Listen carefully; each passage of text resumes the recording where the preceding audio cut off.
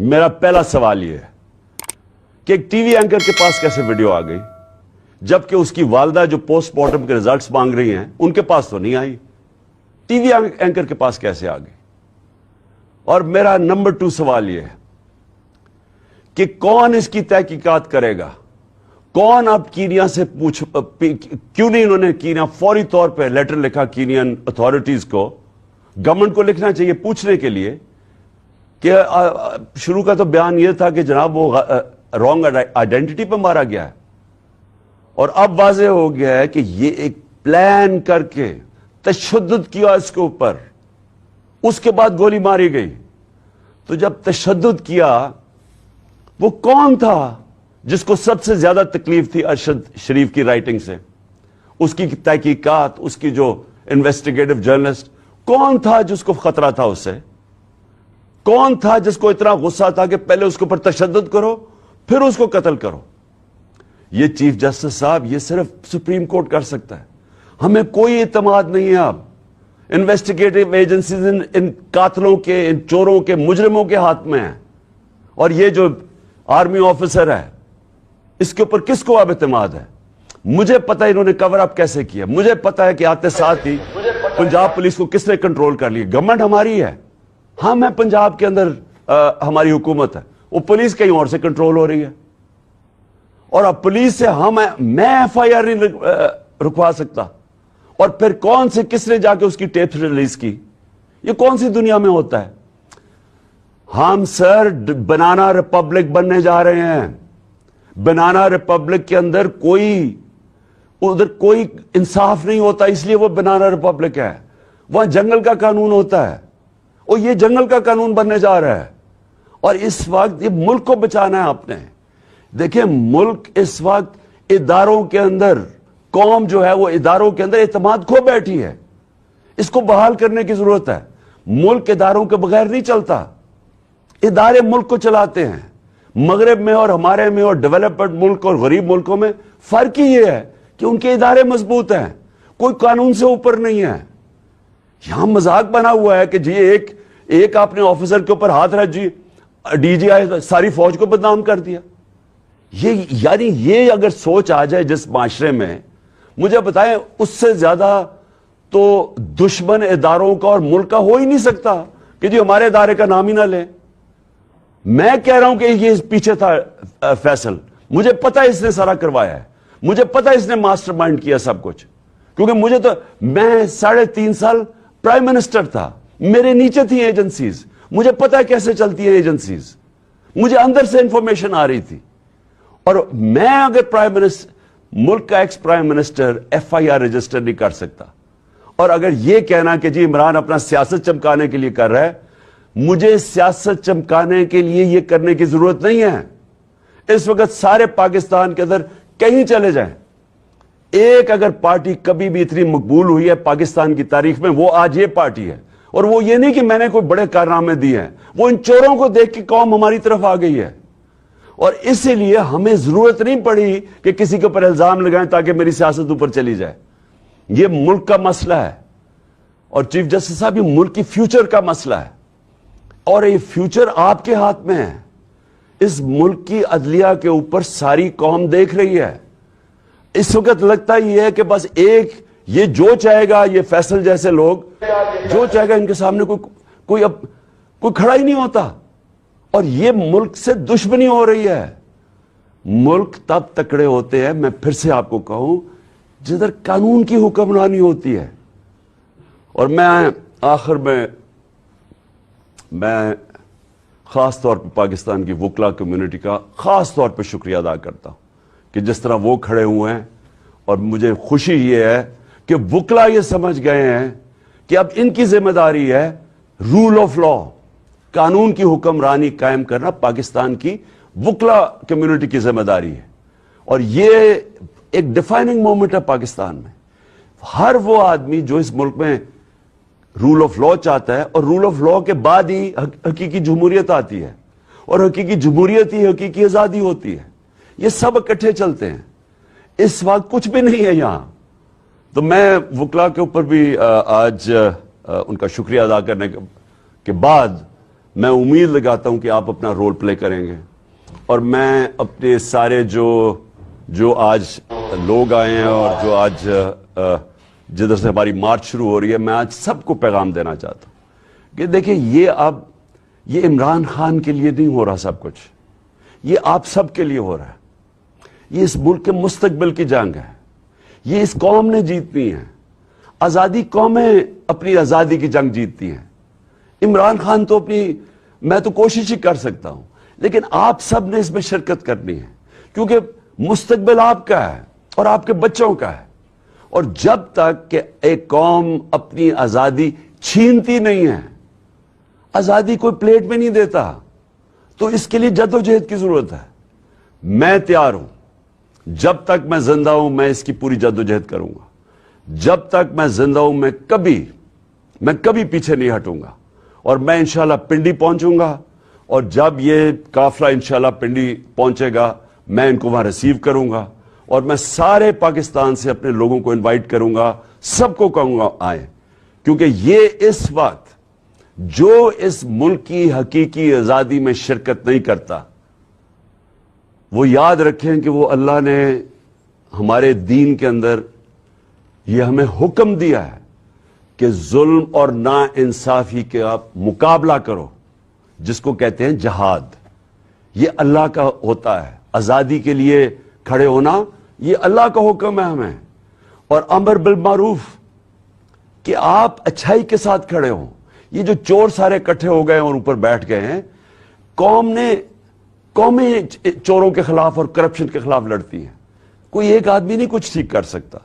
تو میں ساری قوم کو آج دعوت دیتا ہوں کہ ہمارے ساتھ اس مارچ میں شرکت کریں، اور انشاءاللہ جب میں پنڈی جس دن میں آپ کو دعوت دوں گا، آپ نے سب نے پنڈی آنا ہے اس ملک کی حقیقی آزادی کے لیے.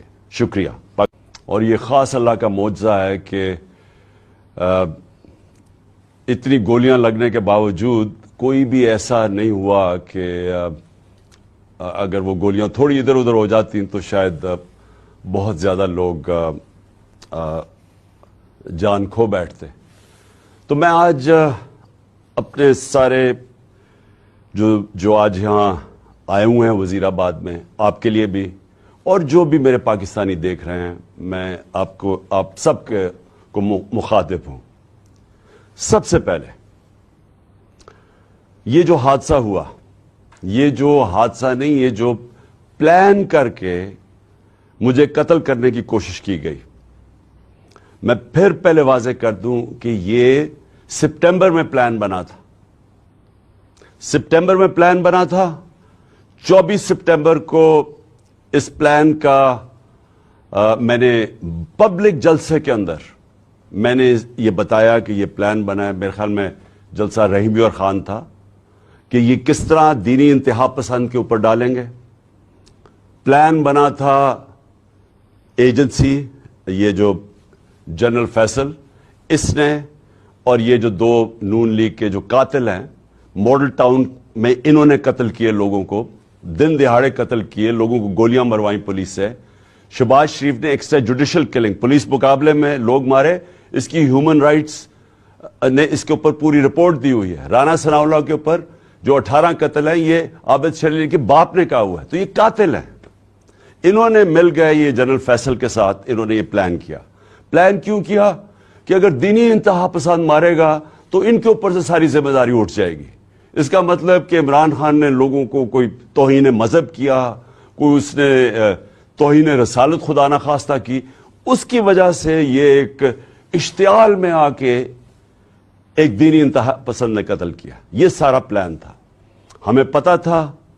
میں نے 2 جلسوں میں پبلک کو بتایا کہ یہ پلان بنا رہے ہیں، اور یہ پلان پھر وزیر آباد میں سامنے آیا. اور یہ جس لڑکے نے گولیاں چلائی، ایک دم کور اپ شروع ہو گیا کہ جی بس وہ ایک دینی انتہا پسند تھا اور وہ اذان نہیں تھی، اور یہ اور سارا جو مذاق کیا گیا وہ بھی کور اپ تھا. پیچھے یہ بیٹھے ہوئے تھے جو پورے کنٹرول کر رہے تھے کہ نیریٹو کیا ہوگا. اور پھر جب یہ ہمیں پتا تھا، کیونکہ مجھے تو پتا تھا، پہلے ایک ادھر سے گولیاں آئیں پھر دوسری طرف سے آئیں.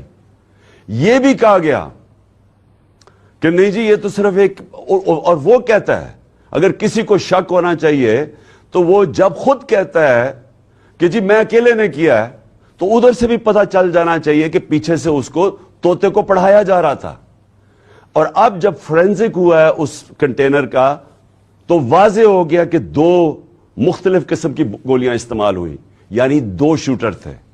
تو جو سارا ان کا پلان بنا ہوا تھا کہ سلمان تاثیر کا قتل ہوا، دینین انتہا پسند نے کیا، وہ سارا وہ ختم ہو گیا. اب دوسری چیز کہ آج میں خاص طور پہ ایک تو ابتسام کو، جو ماشاءاللہ ایک ہیرو ہے، کیونکہ میں نے جب اس کی فوٹیج دیکھی کہ ایک عام آدمی دیکھ رہا بندوق اس کے ہاتھ میں ہے اور اس کے باوجود وہ پکڑ رہا ہے. میں تو پہلے اس کو سلام کرنا چاہتا ہوں کہ ہمارے نوجوانوں میں اس طرح کا جذبہ ہے، یعنی ایسے ہمارے نوجوان ہیں جو کہ اپنی جان خطرے میں ڈال کے اور وہ بچانے کی کوشش کر رہے تھے. مجھے تو میں تو اس کو اب میں کیا کہوں گے، شکر ہے، میں تو اس کی والدہ کا بھی شکریہ ادا کیا کہ آپ نے ایسے اپنے بیٹے کو تربیت کی ہے. دوسرا جو سب سے بڑی ٹریجڈی تھی وہ معظم شہید کی تھی، اور وہ ہم سب سے دیکھی نہیں گئی وہ تصویریں کہ 3 بچے اس کے بیٹھے ہوئے ہیں اور باپ کو جگانے کی کوشش کر رہے ہیں. اور میں پھر سے کہہ رہا ہوں کہ ہم انشاءاللہ پوری ذمہ داری ان بچوں کی ساری زندگی تک لیں گے. اب میں اپنی ساری قوم سے جو 2-3 آج باتیں کرنا چاہتا ہوں. پہلے تو یہ، اب ہماری مارچ رکے گی نہیں. ہماری حقیقی آزادی کی جو تحریک ہے وہ رکے گی نہیں، وہ انشاءاللہ اور زور پکڑے گی. کیونکہ یہ جو اس کے بعد ہوا، اب میرے ذہن میں کوئی شک نہیں کہ جب تک اس ملک کے اندر ہم انصاف نہیں لے کے آئیں گے، ہم حقیقی طور پہ آزاد نہیں ہوں گے. اور ہم حقیقی طور پہ جب تک آزاد نہیں ہوں گے، یہ ملک میں خوشحالی نہیں آنے لگی. یہ اگر کسی کا خیال ہے کہ جنگل کا قانون ہو اور ملک خوشحال ہو جائے، خواب کے اندر تو ایسے ہو سکتا ہے، یا لوگ خواب دکھا سکتے ہیں، لیکن جو دنیا کا معاشرہ ترقی کرتا ہے وہاں سب سے پہلے انصاف قائم کرتا ہے. میرے نبی صلی اللہ علیہ وسلم نے مدینہ میں سب سے پہلے عدل اور انصاف قائم کیا، پھر اس کے بعد خوشحالی آئی.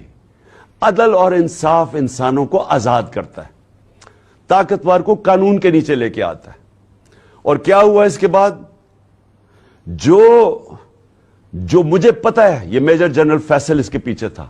مجھے پتا ہے کہ جب سے میجر جنرل فیصل آیا اور ساتھ اس کے فہیم آیا ہے، انہوں نے تب سے ہمیں اس طرح دہشت گردوں کی طرح انہوں نے ہمارے اوپر ظلم کیا. یہ ہمیں پتا ہے ان کی بیک گراؤنڈ کیا ہے. بلوچستان میں انہوں نے دہشت گردوں کو کہتے تھے جی بڑا یہ تکڑے ہیں. اللہ معافی دے کہ اگر یہ اس طرح کے لوگ ہیں، دہشت گردی کم نہیں ہوگی، ان کے حرکتوں سے دہشت گردی بڑھے گی. جو ہمارے سے انہوں نے کیا ہے، جو صحافیوں سے کیا ہے، جو ارشد شریف سے انہوں نے کیا ہے. ارشد شریف کی مجھے پتا ہے، ارشد شریف جب مجھے کہہ رہا تھا کون کون اس کو دھمکیاں دے رہا تھا، جو ملک سے باہر گیا ہے. اور ارشد شریف میں بعد میں بات کروں گا. اس سے پہلے اعظم سواتی سے جو انہوں نے کیا، یہ جب سے یہ آیا ہے میجر جنرل فیصل، تب سے صحافیوں کو، سوشل میڈیا کو، ٹی وی چینلز کو دھمکیاں کہ جی عمران خان کی پروجیکشن نہیں کرنی. اور تب سے انہوں نے فیصلہ کیا کہ یہ اب ہمیں جس طرح دہشت گردوں کو خوف دلاتے ہیں، دہشت دلاتے ہیں، وہ انہوں نے ہمارے ساتھ کیا. یہ جو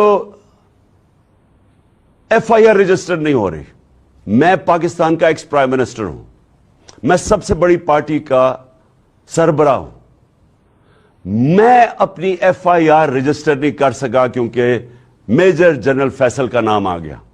یہ کوئی ایسا آدمی ہے جس کے اوپر پاکستان کے قانون نہیں لگتے ہیں. D G I S P R کہتا ہے کہ جی ہماری فوج کی توہین ہو گئی. فوج کی توہین تب ہوگی اگر فوج ایکشن نہیں لے گی. توہین تب ہوگی جب ایک ادارہ اپنے آپ کو قانون سے اوپر سمجھے گا. جب وہ یہ کرے گا کہ ایک پرائم منسٹر کا اگر ایف آئی آر رجسٹر نہیں ہوتی، میں سوال پوچھتا ہوں کہ عام آدمی کی کیا حیثیت رہے گی اس ملک میں؟ ایک عام آدمی سے جب کوئی ظلم کرتے ہوں گے یہ لوگ، تو وہ کیا کرتا ہوگا؟ وہ کدھر جاتا ہوگا؟ اور یہ جب تک یہ جنگل کا قانون رہے گا, یہ ملک ترقی نہیں کر سکتا.